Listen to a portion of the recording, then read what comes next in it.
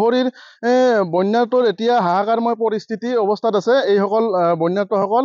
আৰু মই বন্যাটোৰ পৰা কিছু জানিব খুজিম, কিমান দিন হ'ল ইয়াত শিবিৰ পাতি থাকিব? আজি প্ৰায় এসপ্তাহ হ'ল আমি ইয়াতে শিবিৰ পাতি আছোঁ। আৰু এই মথাউৰিত শিবিৰ পাতিব নিদিয়ে ঠিকাদাৰবিলাকে। মথাউৰিটো মানে গ্ৰেভেল পাৰা আছে, তাতে নষ্ট হ'ব বুলি নিদিয়ে। গতিকে আমি কিছুমানে ইয়াতে এনেকৈ শিবিৰ পাতি আছে আৰু কিছুমানে মানে গৰু ম'হ ছাগলী মানে মথাউৰিৰ ওপৰতে এনেই মানে শিবিৰ পাতিব নিদিয়ে। গতিকে যি কি মহে খাই এনেকেই আছে, নানান সমস্যাৰ সন্মুখীন হৈছে। ইতিমধ্যে ঘৰৰ ভিতৰত এক কাকাল পানী হৈছিল। আমাৰ ইয়াতে বহৰী নিজ বহৰীত 19 ঘৰ মানুহ, আমি 19 ঘৰ মানুহ বিশেষ কৰি মানে চৰম দুৰ্যোগৰ মানে সমস্যাত পৰিছোঁ। খোৱা লোৱা মানে একোৱে অহা নাই, চৰকাৰৰ পৰা একোৱে অহা নাই, খোৱা পানীও অহা নাই, একোৱে অহা নাই। খালি গৰুৰ চাপৰ 2 দিন দিলাক, একোৱে দিয়া নাই। এসপ্তাহ হ'ল, কিন্তু আমি চৰকাৰৰ পৰা একো সাহায্য পোৱা নাই। ল'ৰা ছোৱালী বিৰাট অসুবিধা আছে, গৰু ছাগল বিৰাট মানে অসুবিধাত। বৰষুণত জিকি ৰাতি আমাক ইয়াতে 3ডাল ধূপ দে, 3ডাল মম দে, এটা ফেনাইল দুঘৰ মানুহক আধা কৰি ল'ব দে। চৰকাৰে আমাৰ পিনে নাচায়, কিন্তু ভোট দিবৰ সময়ত আমাক ভোটটো খুজিব আহে। আমি ইয়াত কেনে ঘৰ বান্ধিবৰ কাৰণে তিৰপাল নাই।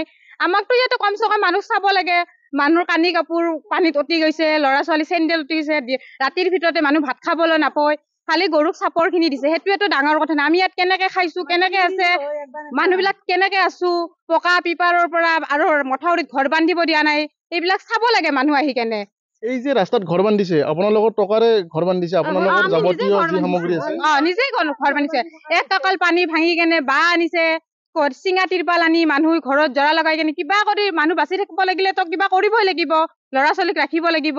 গতিকে আমাৰ কি ক'ব, ছাগলী লৈ গৈছে পানীত উটুৱাই, গৰু মানে কুকুৰে খাইছে ৰাস্তাত থকাৰ কাৰণে, ঘৰ বান্ধিব নোৱাৰাৰ কাৰণে। মানে এইবিলাক অত্যাচাৰ হৈ গৈছে আমাৰ।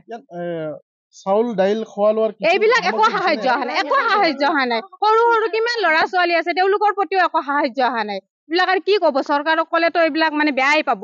আমাৰ মঙলবাৰৰ পৰা আছো, প্ৰায় এসপ্তাহ হৈ গ'ল, এতিয়ালৈকে কোনো অহা নাই আমাৰ ইয়াৰ ওচৰত। বা আমি কেনেকে খাইছো, কেনেকে আছো, আমাৰ ল'ৰা ছোৱালী বিলাক কেনেকে আছে, মানে বেমাৰত কিবা হৈছেই নেকি, সেইবিলাক একো চাব অহা নাই। এতিয়া ঘৰলৈ কিমান দিন পিছত যাব পাৰিব আপোনালোকে? এতিয়া চাওক, ব্ৰহ্মপুত্ৰ নদীৰ পানী আজি আৰু বাঢ়ি আছে। কেতিয়া যাব পাৰো ঘৰলৈ টান নাই ঠিক। এতিয়া ধৰক হয়তো অটুৱাই নিব পাৰে আমাক, একোতো ডাঙৰ কথা নহয়, কাৰণ আমাক মথাউৰিত ঘৰ বান্ধিব দিয়া নাই। আমি পানীৰ মাজতে মোটামুটি আমাক ৰাস্তাত বান্ধিব দিয়া নাই। মথাউৰিত কোনে ঘৰ বান্ধিব দিয়া নাই আপোনালোকক? এতিয়া ঠিকাদাৰে ঠিকা লৈছে, ধৰ তেওঁলোকৰ অসুবিধা, ঘৰ বান্ধিব দিয়া নাই। আমি বান্ধিব নোৱাৰো, এতিয়া গৰু ছাগল বান্ধিব নোৱাৰো। আমি কিমান সমস্যাত আছো, চৰকাৰে এইটোতো আমাক চাবলৈ অহা নাই।